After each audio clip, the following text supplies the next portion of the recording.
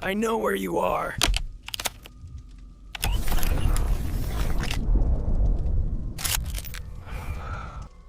Imagine this, you get a text from your partner. Have fun at the coffee shop. But you never told them where you were going. You ask how they knew. They just laugh and say, I just had a feeling. It feels like care. It feels like connection. But what if it's not? Today we're sharing 4 true chilling stories of when love turned into surveillance and care became control, through the hidden, insidious world of Stalkerware. The true horror here isn't a ghost in the walls, it's a spy in your pocket. It's that slow, creeping violation of your privacy that you're convinced to accept as love. It's the gaslighting that makes you question your own mind. Did I share my location? I must have. It's the suffocating feeling that your every move, every message, every purchase is being monitored, judged, and logged. It is the terrifying realization that your phone, the device that holds your entire life, has become a digital leash held by the one person you're supposed to trust the most. But how do you tell the difference between genuine concern and obsessive control? Where is the line? By exploring these real accounts, from a shared password that became a weapon to a hidden AirTag that followed every step, we will uncover the red flags and the subtle patterns of modern stalking. These stories are not just cautionary tales from a movie. They are a guide to recognizing the moment your digital life stops being your own. Now, before we check our settings, make sure you are subscribed to Whispered Fear and have activated the bell. You never know who might be watching your every move. Where are you going? Our first story is about the invisible cage of modern love. It's about the terrifyingly thin line between care and control, between a partner's concern and a warden's surveillance. It comes from a woman named Maya, a young professional living in San Francisco, who learned that the most dangerous spyware isn't installed by a faceless hacker a world away. It's installed by the person sleeping next to you, a person who calls it a gift, a person who calls it love, a person who uses it to watch your every move. At 26, Maya felt like she had finally arrived. After the brutal competitive grind of a marketing degree at UCLA, she had landed a dream job at a boutique advertising agency in San Francisco's Soma district. Her life was a vibrant, chaotic, and beautiful whirlwind. She lived in a small, ridiculously expensive but charming apartment in Hayes Valley, a neighborhood of trendy cafes, independent bookstores, and a constant, thrumming energy. She was independent, she was successful, and she was in love. Ben was, by all accounts, perfect. He was a senior software engineer at a hot new tech startup, the kind of brilliant, charismatic man that San Francisco seemed to breed. They had met at a friend's party, and their connection was immediate, electric. He was attentive, supportive, and seemed to adore every part of her. He would leave her little notes in her work bag. He would send her flowers for no reason. He would listen for hours as she talked about the stresses of her job. He was, in every sense of the word, the perfect partner. The only thing they ever argued about was his overprotectiveness. He worried. He worried about her walking home late, about her taking the Mooney bus at night, about the city's large homeless population. His concern was a constant, low-grade hum in the background of their otherwise perfect relationship. The event that would transform that concern into a tool of terrifying control was a small, mundane, and all too common city incident. One evening, walking home from a late work session, a man had tried to snatch her purse on a dark stretch of Octavia Street. She had fought him off screaming and he had run away, but the incident left her shaken.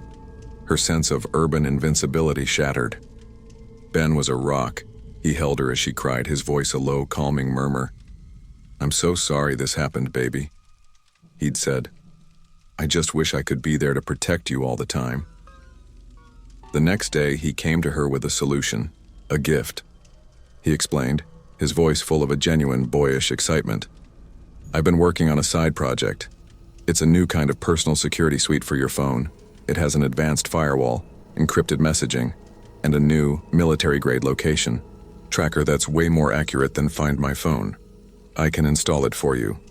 That way, If you're ever in trouble, I can know where you are in an instant. He called it Aegis after the mythical shield of the gods. He showed her the slick, professional-looking app icon on his own phone. It was an act of profound care, a technological shield to protect her from the dangers of the world. She was touched. Of course, she said yes. The first guess happened a week later. Maya was meeting some old college friends for drinks at a bar in the Mission District, a place called Zeitgeist. The Uber she was in was stuck in the brutal, gridlocked traffic on the US 101 freeway. She was about to text Ben that she was running late when a message from him popped up on her screen. It read, "Looks like you're stuck in traffic on the 101, should be there in 15, have fun tonight." She stared at the message, a small, confused frown on her face. How did he know that? She hadn't told him her route. She typed back, "How'd you know I was on the freeway?" His reply was instant. "Just a good guess, I know this city, love you." She smiled, a small, warm feeling spreading through her chest. He knew her so well. He knew the city so well. It was just another small, intimate detail in their perfect, connected life. But the guesses continued, and they became more specific, more impossible. A few days later, she was out running errands. She made an impromptu stop at a bookstore, Green Apple Books on Clement Street, a place she hadn't been to in months. She was browsing the shelves, her phone buzzed. It was a text from Ben. "Green Apple. Nice, pick me up something good." This time, the feeling wasn't warm. It was a cold, strange prickle of unease. This wasn't a guess about traffic patterns. This was a specific, unknowable detail. She called him. She asked, her voice a little tight, "How did you know I was here?" She could hear the smile in his voice. "Baby, I just know you. I knew you were probably running low on reading material, and that's your favorite bookstore in the city. Just a lucky guess." He was so charming, so confident, that he made her own suspicion feel foolish, paranoid. She was being silly. She was lucky to have a man who was so in tune with her. The first real red flag, the one she couldn't rationalize away, was her phone's battery. It started dying with an alarming, unprecedented speed. A phone that used to last all day now needed to be charged by 3 p.m. She took it to the Apple store at Union Square. The technician ran a full diagnostic, he'd said, a look of polite confusion on his face. "The battery is fine, ma'am, but there's something. A background process, a system service that I don't recognize. It's constantly running and it's consuming a huge amount of processing power. It's not a standard iOS process." He showed her the diagnostic screen. It was a string of unintelligible code, he'd said. "It's probably just a bug from a recent update. We can do a full factory reset. That should clear it up." She didn't do the reset. It was too much of a hassle. She would have to back up everything, reinstall all her apps. She decided to just live with the battery issue. When she told Ben about it, he just nodded, a look of concern on his face. "That's so weird. It might be the security suite I installed. Aegis. It runs a lot of background processes to keep you safe, that's probably it. It's a small price to pay for your security, don't you think?" And she had agreed. It was a small price to pay. The crack in the foundation of her perfect life came on a rainy Tuesday afternoon. She had a fight with Ben the night before. A stupid, meaningless argument about finances that had left a cold, unspoken tension in the air. She was feeling rebellious, a need to reclaim a small piece of her own private world. She had a meeting in the financial district, but after it was over, instead of going home, she did something spontaneous. She went to the San Francisco Museum of Modern Art, SF MoMA, a place she loved but that Ben found boring. She didn't tell him she was going.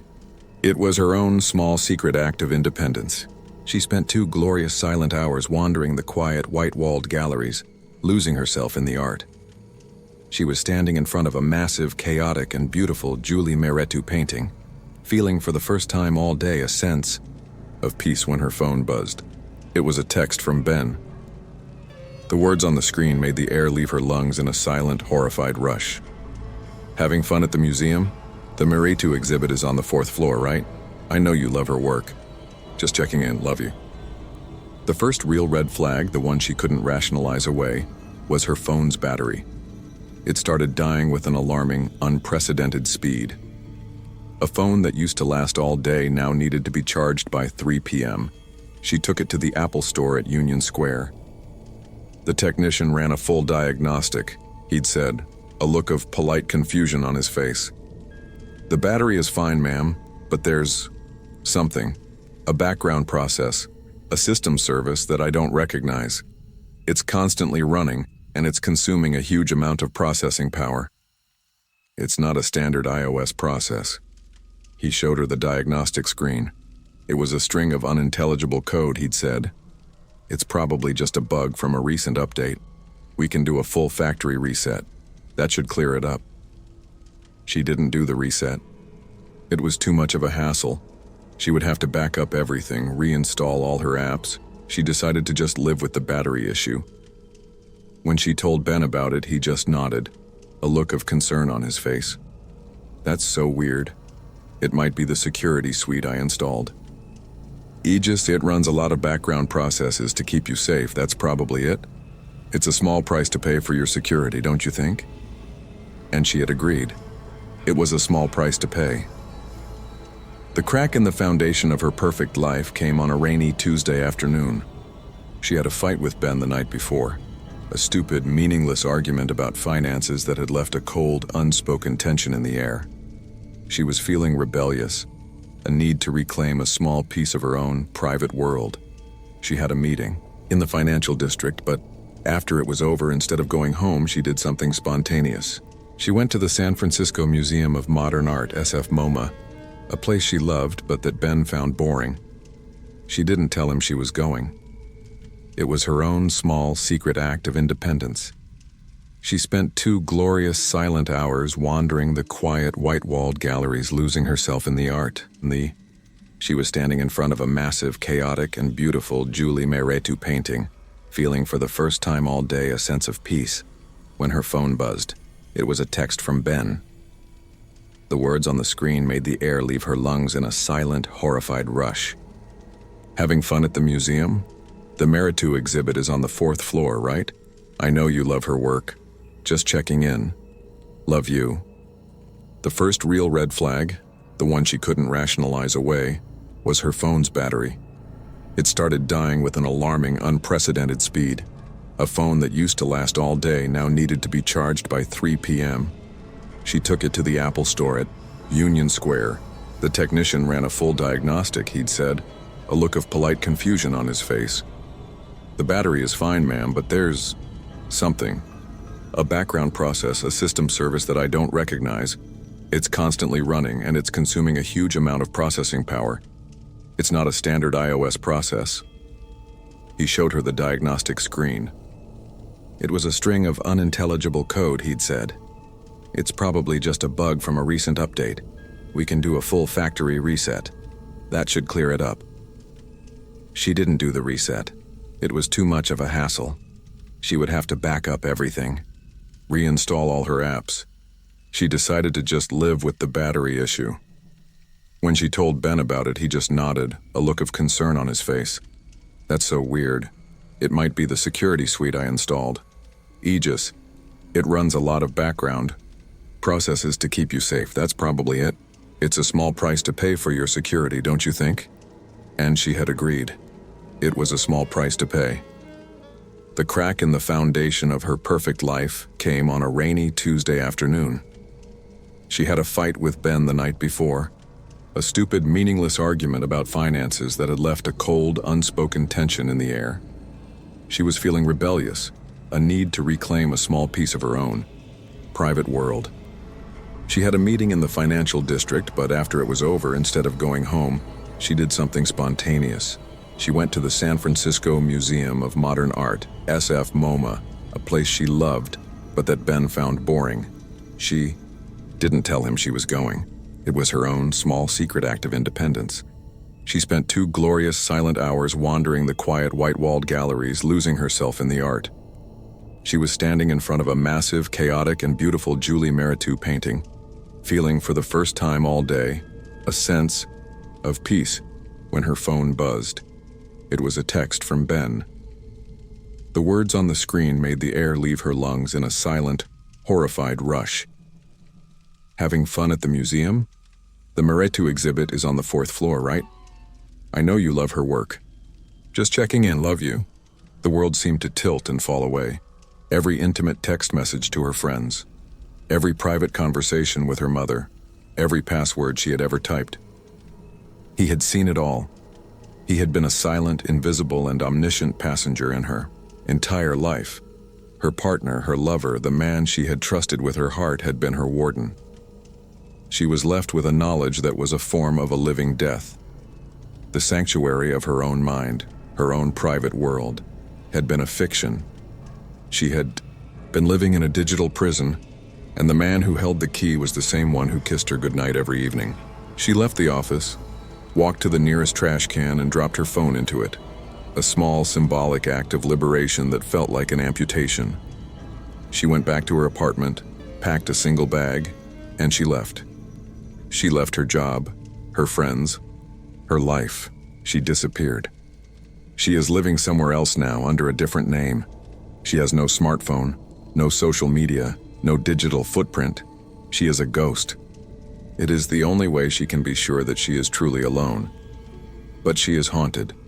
She is haunted by the knowledge that the tools of our modern connected world, the tools we are told are for our own safety and convenience, can so easily, so silently, be turned into the bars of a cage.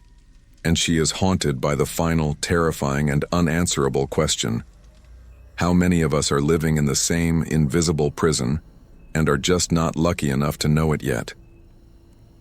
Just let me look.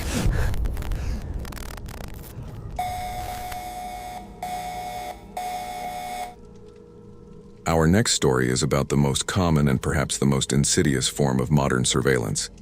It's not about a hidden camera or a GPS tracker.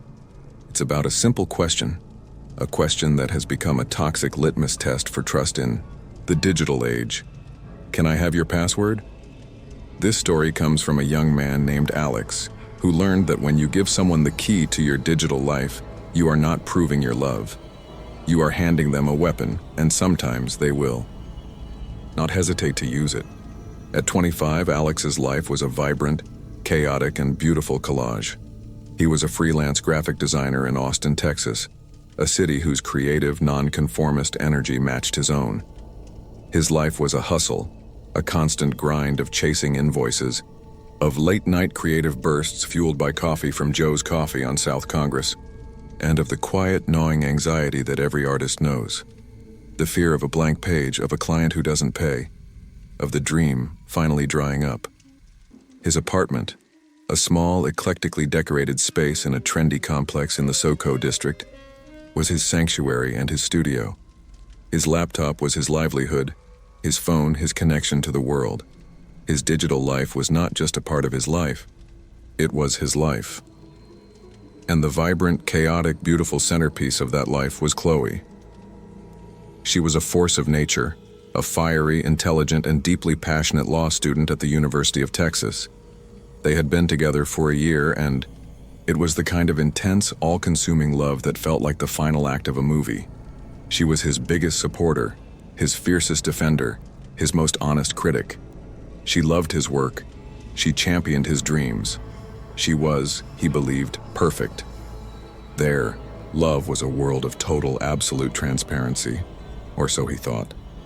The first request for a password was so small, so innocuous, he barely registered it. They were at home, a lazy Sunday afternoon, the Texas sun streaming through the windows. She'd asked, looking up from her law textbook, "Hey, can you log me into your Spotify? My free trial just ended and I need to listen to my study playlist." "Sure," he'd said without a second thought, and had given her the login. It was a simple, practical act of sharing. A few weeks later, it was his Instagram.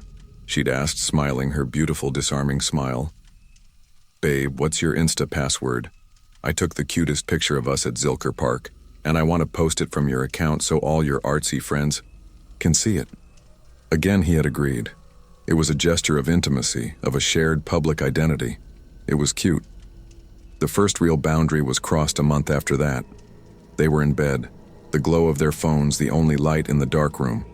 She had been quiet for a long time, Her voice was a soft, casual sound in the darkness. "What's your phone passcode?" He hesitated for the first time. "Why?" "I just want to be able to use it if I need to," she said. "Like if my phone dies and I need to call an Uber, or if there's an emergency." "It's about trust, Alex. We shouldn't have secrets." He felt a small, quiet flicker of unease. His phone was his most private space.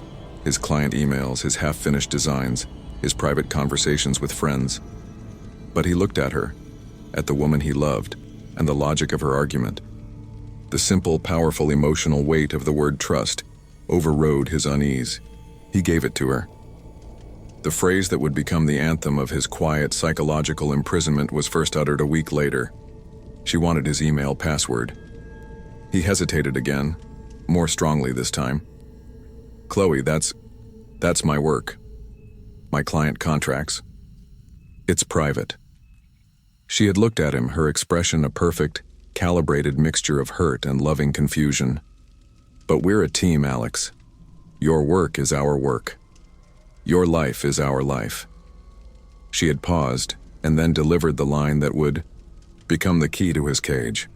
"If you have nothing to hide, what's the big deal?" And there it was, the simple, elegant, and utterly devastating logic of emotional blackmail.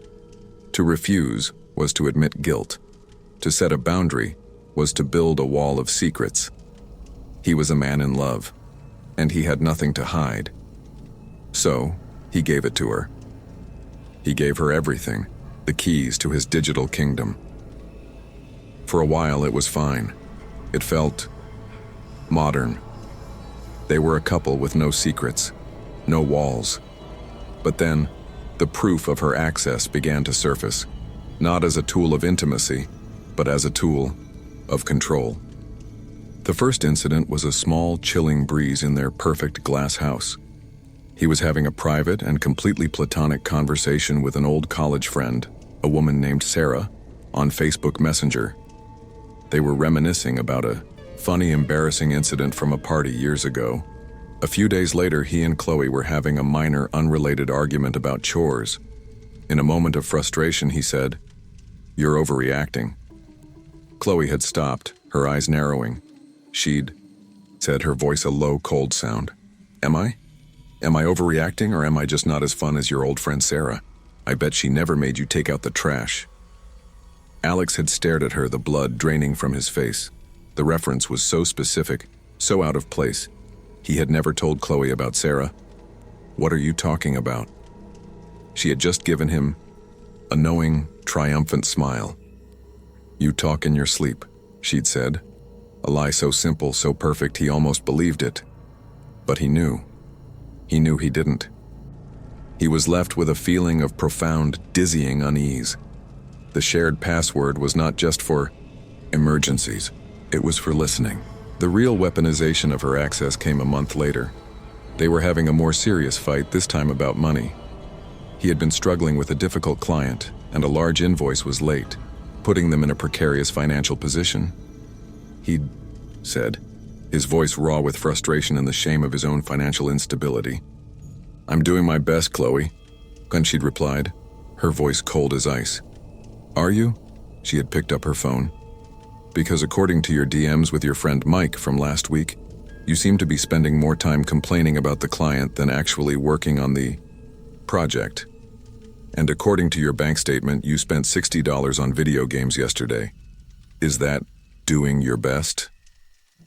And then she had turned the phone around, and on the screen, he saw it. A screenshot. A perfect, undeniable, and utterly violating screenshot of his private conversation with his best friend. He was left speechless, naked. His own private words, his own fears and frustrations weaponized and used against him in a court of his own relationship. He was no longer in an argument. He was on trial, and she was the prosecutor, the judge, and the jury. This became the new normal. Every disagreement, every argument was now supported by her evidence. His private conversations, his search history, his emails. They were all a part of the public domain of their relationship, an arsenal of his own thoughts and feelings that could be deployed against him at any moment. The transparency he had agreed to, in the name of love, had become a tool of total, absolute control. His home, his sanctuary, had become a courtroom, and he was the only one ever on the witness stand. He started to censor himself. He would type out a message to a friend and then delete it. A cold, paranoid voice in his head, a voice that sounded a lot like Chloe's, analyzing how the words could be twisted, used against him later. His digital life, once a vibrant extension of his own mind, became a gray, sterile, and terrified landscape of self-censorship. He was a prisoner of his own open book policy. The breaking point, the moment he finally realized he was not in a relationship but in a psychological prison, came a year into their relationship. He had been offered a major career-making project, a chance to be the lead designer for a new ad campaign for a major tech company, a project that would finally give him the financial security he craved. But it would require him to travel, to be away for a few weeks. When he told Chloe, she did not react with happiness for him. She reacted with suspicion. She'd asked, her eyes narrowing, "For how long? Who are you going with?" The argument that followed was the worst of their lives. It ended with him, for the first time, standing his ground. "This is my career, Chloe. I am doing this." Her response was quiet, calm, and utterly chilling. "Okay," Arshid said. She had picked up her phone. "Then I guess it's time I have a little chat with your new client. I have a few screenshots of some creative ideas you were bouncing off your friend Sarah a few months ago. I'm not sure their competitor would see it as so creative. I wonder if they would still want to work with you after they see how you talk about their brand in private." And there it was, the final, horrifying truth. This wasn't about love. It wasn't about trust. It was about control. It was about leverage. It was about possession. That night, while she slept, he did it. He sat at his laptop, his heart a frantic, terrified drum, and he took his life back. He went through every single one of his accounts, email, social media, banking, everything, and he changed the passwords. He created new, complex 20-character passwords, a string of random numbers and symbols that were a declaration of independence. He enabled two-factor authentication on everything. He built a digital wall, and as the sun began to rise over the city of Austin, he felt a profound, exhilarating, and terrifying sense of freedom. When she woke up and discovered she had been locked out, the transformation was immediate and absolute. The charming, loving, and supportive woman he had fallen in love with vanished, replaced by a stranger. Stranger with a face contorted by a pure reptilian rage. The request to share turned into demands. The demands turned into threats. She had screamed, "If you have nothing to hide, you'll give me the new passwords, Alex." When he refused, the real war began. She couldn't get into his accounts anymore, but she still had the old ammunition. She began to carry out her threats. She sent a carefully curated selection of his old, out-of-context DMs to one of his most important clients, a quiet act of professional sabotage that cost him the project. She posted a private, embarrassing photo of him on her own social media, a small, public act of humiliation. She was burning the world down around him. He was a prisoner in his own home, a hostage of a woman who was now a complete and total stranger. He knew he had to leave, but he was afraid. Afraid of what else she had, afraid of what she would do the moment he walked out the door. The final, devastating revelation came a week after the lockdown. He was in his office, frantically trying to do damage control with his clients, when he got an email. It was a file transfer notification from a service he didn't recognize. The sender was Chloe. The subject line was a single word: leverage. He opened the file. It was a single compressed folder. He downloaded it, his hands shaking. He unzipped it, and his world ended. The folder contained thousands of files, screenshots, audio recordings, video files. It was a complete, meticulous, and horrifying archive of his entire life for the past year. There were screenshots of every conversation he had ever had. There were audio recordings of his phone calls, of his private conversations in their apartment. There were video files, short silent clips, taken from his own laptop's webcam, showing him working, eating, sleeping. This was not just about shared passwords. This was a professional, technological surveillance operation. When she had had access, she hadn't just been reading. She had been installing. She had planted a sophisticated, commercial-grade suite of stalkerware on his devices, a digital ghost that had been watching, listening, and recording his every move, long after he had changed the passwords. The final file in the folder was a text document, a contract. It was a list of her terms for their continued relationship. It included full, unfettered access to all his accounts, a daily log of his whereabouts, and a veto power over his professional and social engagements. It was not a contract for a relationship.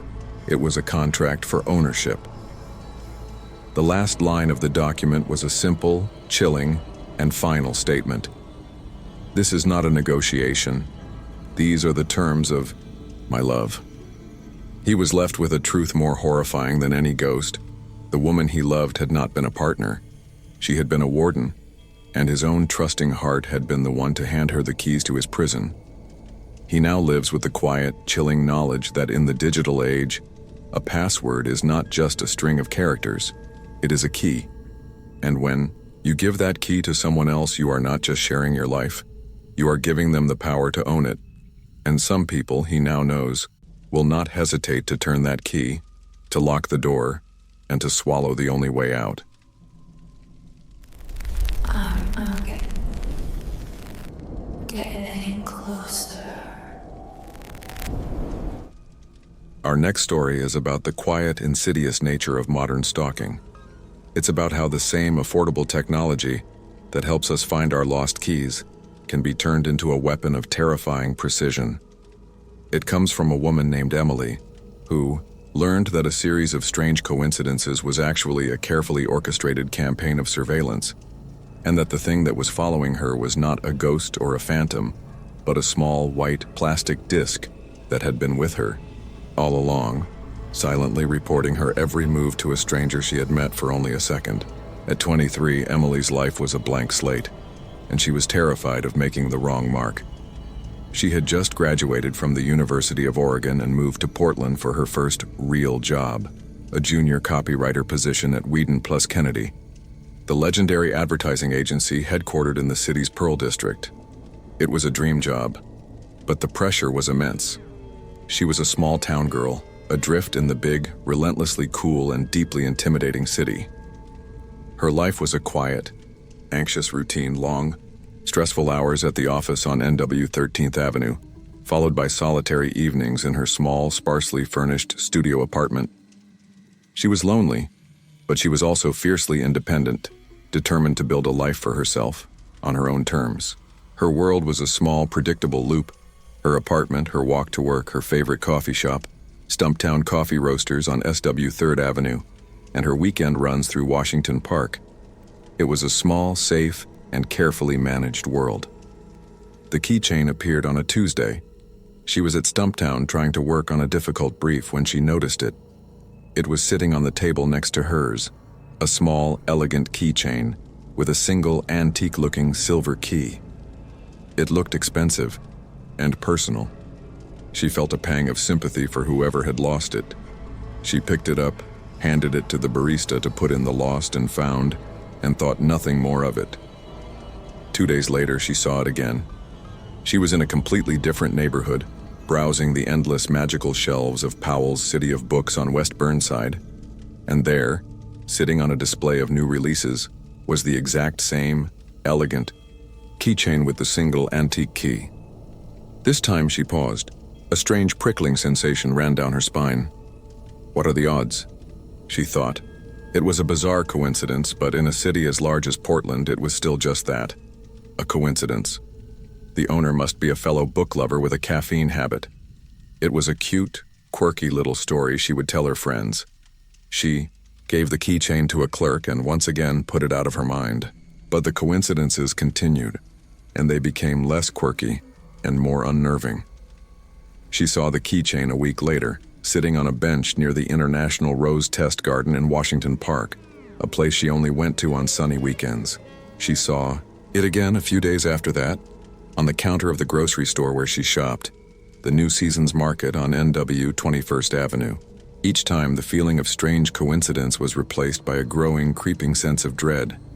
It was no longer a story she would tell her friends. It was a secret she was keeping. The keychain didn't feel lost anymore.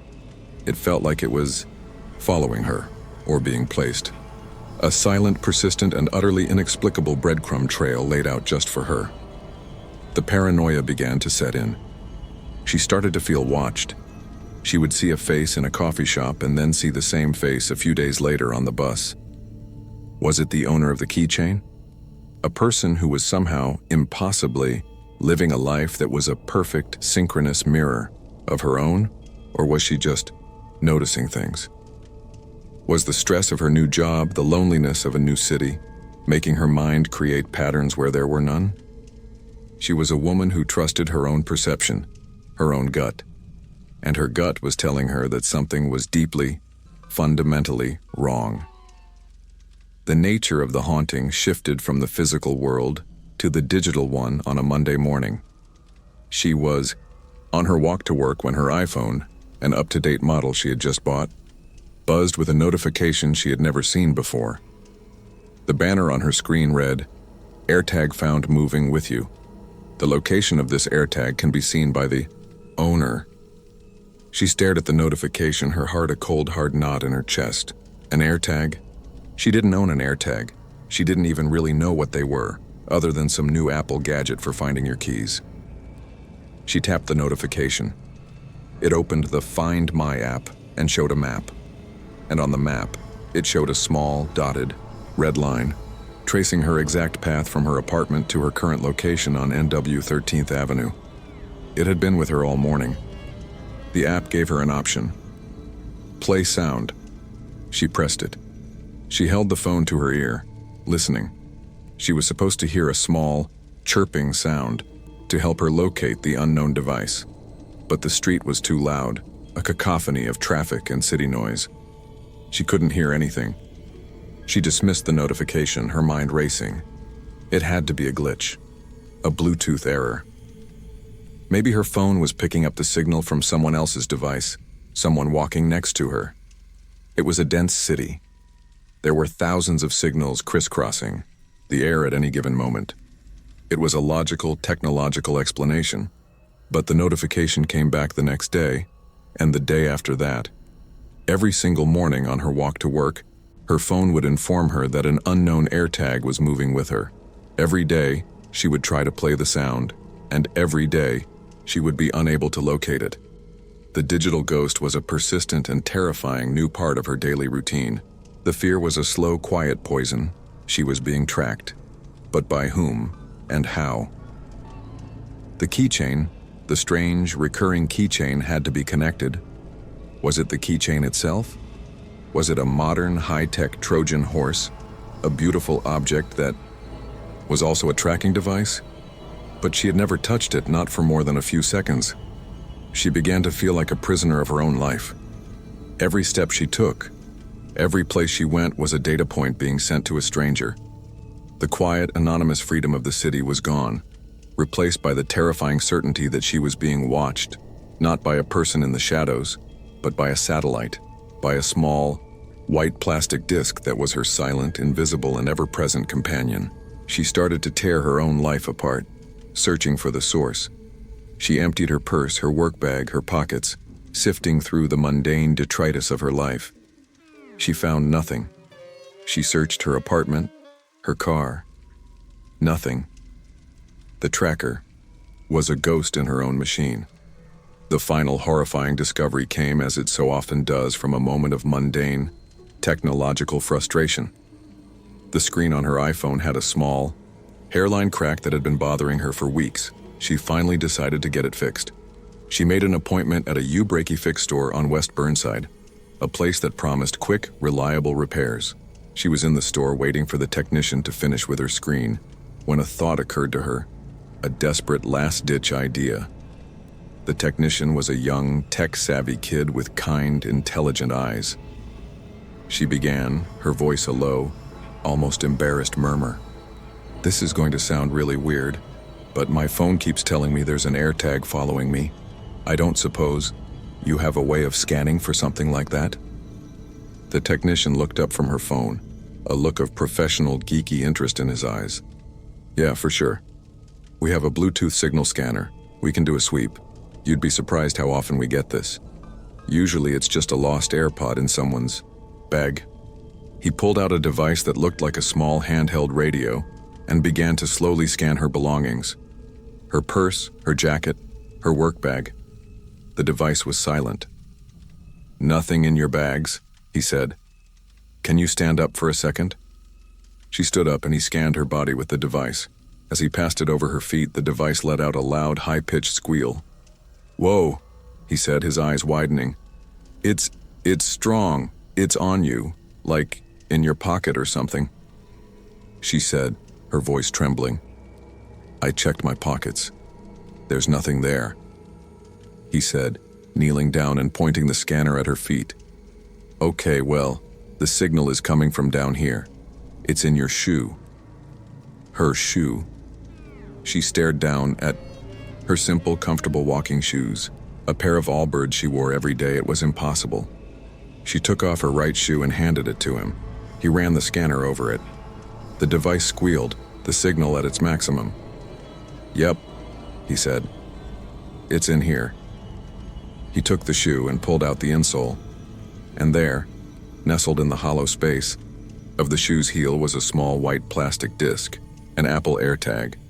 She stared at it, her mind a complete and total blank. How? When? She had bought these shoes a year ago.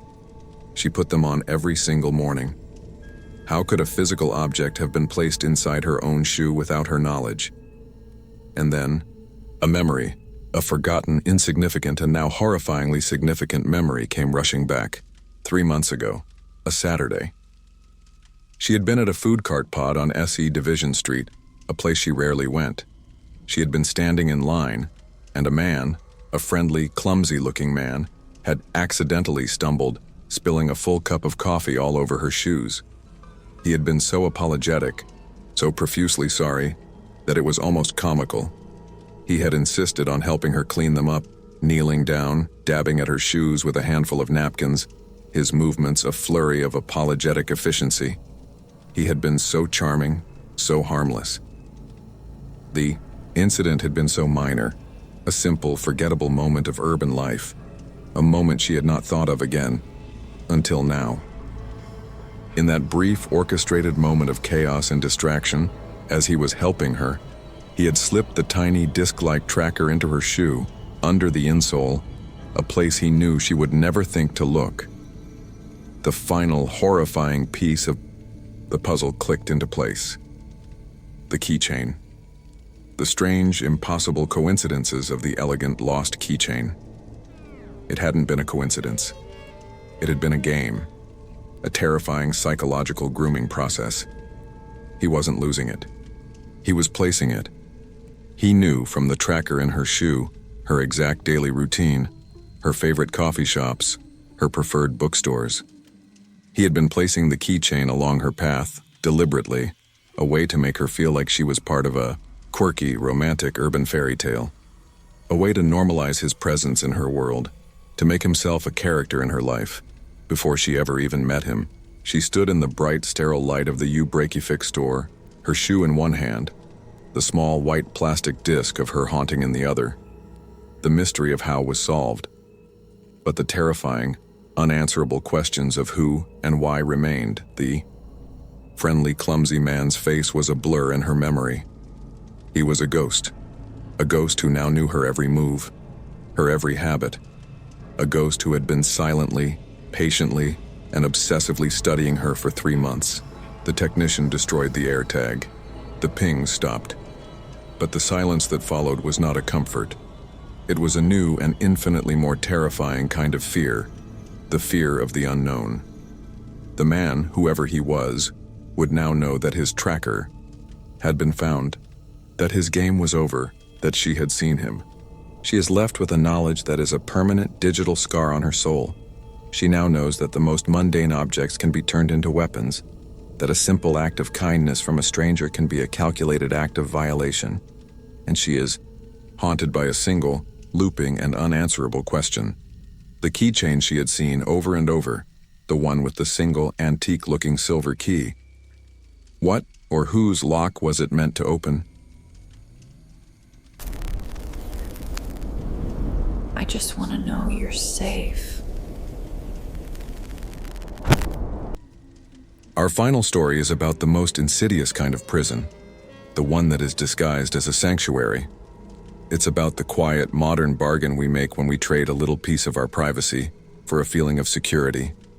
It comes from a man named Liam, who learned that when a relationship is built on a foundation of fear, love can become a cage, a key can become a chain, and the simple, caring phrase, "just leave your live location on," can become the beginning of a silent, terrifying, and inescapable life sentence. Liam and Jessica's love story was born from chaos. They had met in the aftermath of a small but significant earthquake in Los Angeles. Two strangers huddled under a doorway in a Silver Lake coffee shop, their shared terror blossoming into a strange, instant connection. Jessica was a woman who seemed to feel the world more deeply than others. She was a brilliant artist, but her brilliance was shadowed by a profound and often crippling anxiety. The earthquake had been a trigger, cracking open a fault line of fear in her that never quite healed. She was terrified of the city, of its randomness, of its potential for sudden, unpredictable violence. Liam, a laid-back and endlessly patient high school teacher, saw himself as her anchor, her safe harbor in a world she saw as a constant looming threat. Their love was defined by this dynamic, his calm and her storm. They built a life together in a small, beautiful craftsman bungalow in the quiet, leafy hills of Silver Lake, a peaceful oasis in the middle of the sprawling, chaotic city. Their life was a quiet one. His predictable schedule at John Marshall High School, her freelance work from her home studio.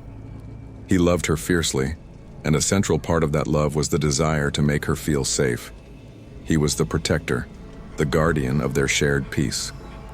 The crisis logic, the logic that would eventually become the foundation of his prison, began with a flat tire.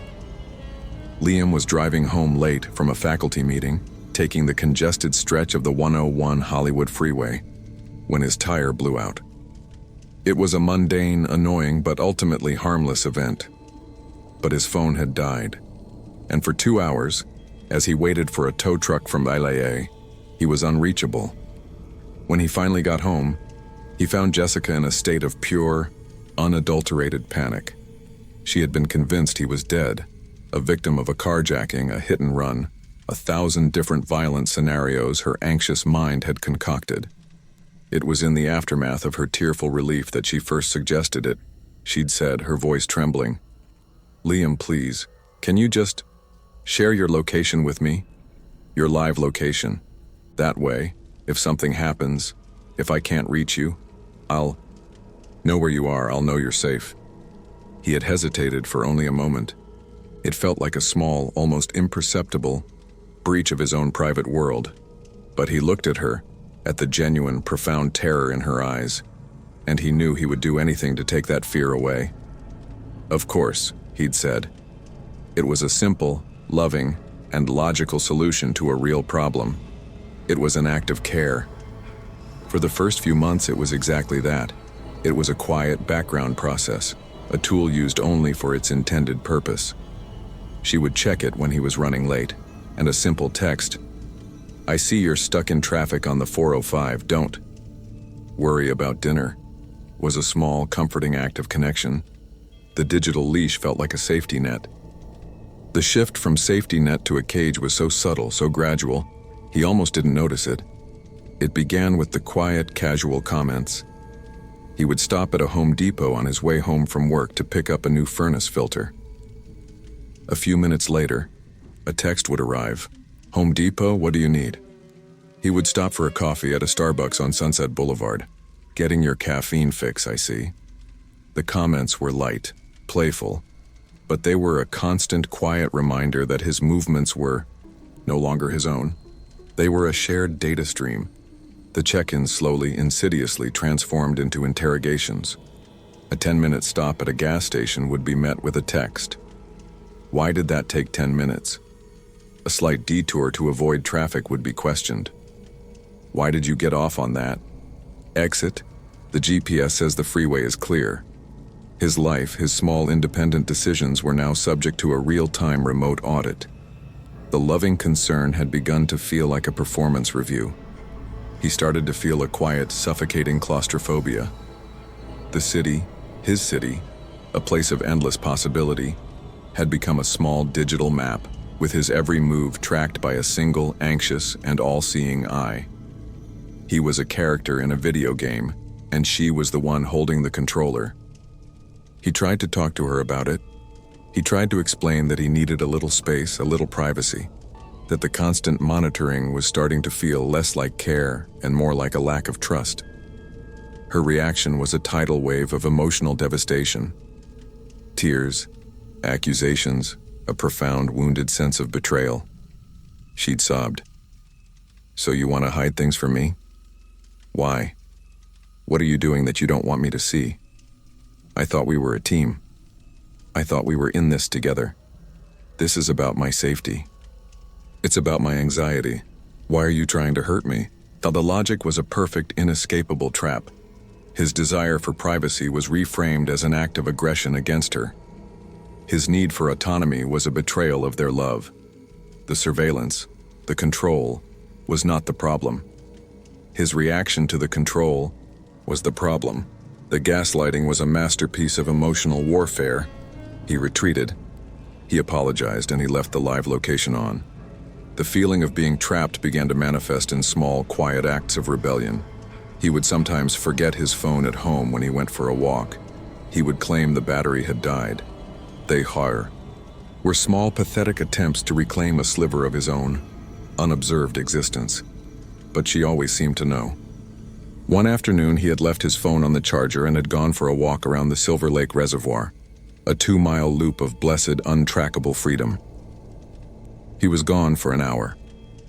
When he returned, she was waiting for him in the living room, her face a mask of cold, quiet fury. She asked, her voice flat, "Where were you?" "I just went for a walk, I told you. My phone was dead." She just smiled, a thin, cold, and terrifying smile. "Your phone was dead. But your credit card wasn't." She held up her own phone. On the screen was a notification from their joint bank account, a Capital One alert, 15 a.m. Purchase at Lamel Coffee Boutique. That's on Silver Lake Boulevard, isn't it? On the other side of the reservoir. That must have been a very long walk. He stared at her, the blood draining from his face. She hadn't just been tracking his phone. She had set up alerts for every aspect of their shared financial life. The digital leash had been upgraded with a financial tripwire. There was no escape. The final, horrifying evolution from surveillance to a total psychological prison came a few weeks later. Liam had been offered a promotion at work. It was a big one, but it would mean more travel, more late nights. He knew he had to tell her, and he was dreading the conversation. He told her over dinner. Her reaction was not what he expected. She wasn't angry. She wasn't anxious. She was calm, too calm. She'd said, a small, tight smile on her face, "That's wonderful, honey. Of course you should take it. We'll make it work." He felt a wave of profound relief. Maybe she was getting better. Maybe she was starting to trust him more. The next day, he was in his car, driving to a meeting in downtown LA. He was talking to his boss on his car's hands-free Bluetooth system. They were discussing the new role, the details of the travel schedule. Suddenly, his phone, connected to the car's system, made a strange 3-note chime he had never heard before. "What was that?" his boss asked. "I don't know," Liam said. "A notification, I guess." He finished the call and looked at his phone. There were no new notifications, no texts, no emails. It was a ghost notification, a glitch. But it kept happening. Every time he was on a phone call, the same, strange, 3-note chime would interrupt the conversation. It was a small but deeply unsettling technical anomaly. He took his phone to the T-Mobile store on North Vermont Avenue. The technician was a young, helpful kid who ran a full diagnostic. "Then wow," kid had said, a look of genuine confusion on his face. "That's really weird, man. There's nothing in your system logs that would make that sound. But your microphone is running. Constantly. Even when you're not on a call, and it's routing the audio to an unlisted, encrypted third-party app. It's hidden. It's not on your home screen." He showed Liam the diagnostic screen, a string of code that was meaningless to him. But the words, "Live mic feed" and "active" were a clear, terrifying message. The kid began, then lowered his voice. This looks like a piece of commercial spyware. Stalkerware. The kind that parents sometimes put on their kids' phones, or, spouses. He looked at Liam with a new, pitying expression. "It's a program called Cerberus. It doesn't just track your location. It gives the user a live feed of your microphone and your camera, and that 3-note chime you're hearing, that's the notification sound the other person hears on their phone when the app successfully activates your microphone to let them listen in on a live call." The world seemed to tilt and fall away. The check-ins, the interrogations, the impossible knowledge of his whereabouts even when his phone was off. She hadn't just been tracking his location, she had been a silent third participant in every single one of his phone calls. She had been listening to his conversations with his boss, his friends, his mother. She had been watching him through his own phone's camera, as he sat in his car, as he worked at his desk. The live location for safety hadn't been the tool of control. It had been the Trojan horse, the initial reasonable request that had opened the door for a total, absolute, and deeply insidious invasion of his entire life. Her anxiety wasn't a condition. It was a method, a perfectly crafted excuse for an act of profound psychological terrorism. He drove home in a state of cold, quiet, and utterly clear-headed rage. The fear was gone, replaced by the hard, sharp certainty of the truth. He walked into their beautiful, quiet bungalow, the sanctuary that he now knew was a listening station, a surveillance outpost. She was in the living room, painting, a calm, serene smile on her face. She said, her voice the familiar, loving sound that was now a monstrous lie.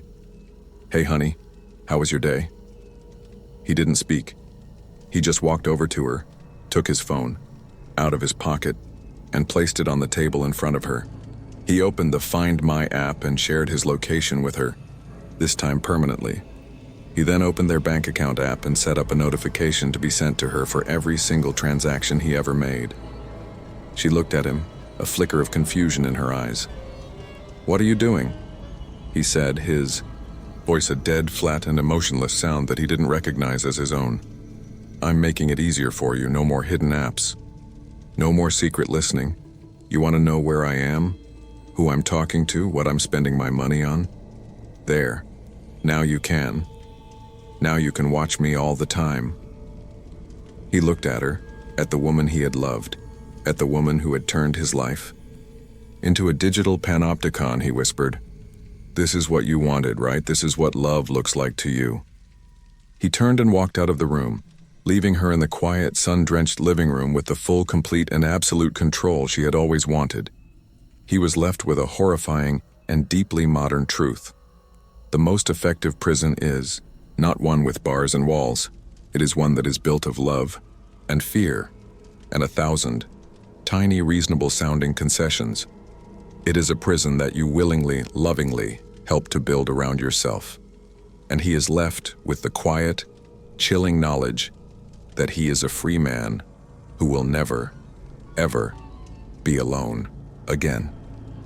An invisible shield that was actually a cage, a shared password that became a weapon, a lost keychain that was a breadcrumb trail, and a live location shared for safety that became a digital leash. These 4 stories are not ghost stories. They are not tales of the supernatural. They are a terrifying look into a new and deeply insidious kind of haunting, the haunting of the modern age. The true horror in these accounts is the quiet, terrifying ease with which trust can be turned into a tool of control. The monster isn't a demon or a phantom. It's a piece of software. It's an app, a password, a tiny plastic disc. It is Stalkerware, a silent digital prison disguised as an act of love, a violation of privacy so profound that the victim willingly invites it into their life. These stories force us to confront a chilling reality. In a world where our entire lives are held in the palm of our hands, the most dangerous ghosts are the ones that live in our phones. They are the ones who watch us through our own cameras, listen through our own microphones, and track our every move. And they leave us with a final, deeply unsettling question. In your own relationships, in your own life, where is the line between care and control? And are you certain you know which side of it you are on? If these stories have made you think twice about the passwords you share, prove you are still in control by subscribing to Whispered Fear, leaving a like, and sharing this video. Your support helps us to keep exposing the ghosts in the machine. But what if the most terrifying threat isn't a person or a piece of software? What if the horror is in the very air we breathe, the water we drink, and the cities we've built? Click the video on your screen now as we explore a new kind of modern terror. 4 true scary stories of eco-anxiety in the city. See you there. If there's a future to be seen.